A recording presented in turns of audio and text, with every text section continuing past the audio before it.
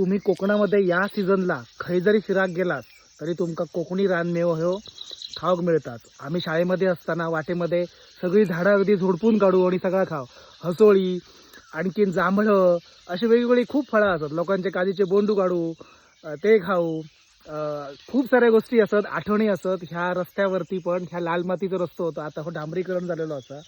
तर या ठिकाणी बघा तुमका मी दाखवते एक रानमेव असा आणि व्हिटॅमिन सी ह्याच्यापासून मिळता आणि ती म्हणजे ही आमच्या कोकणातली आमटाना.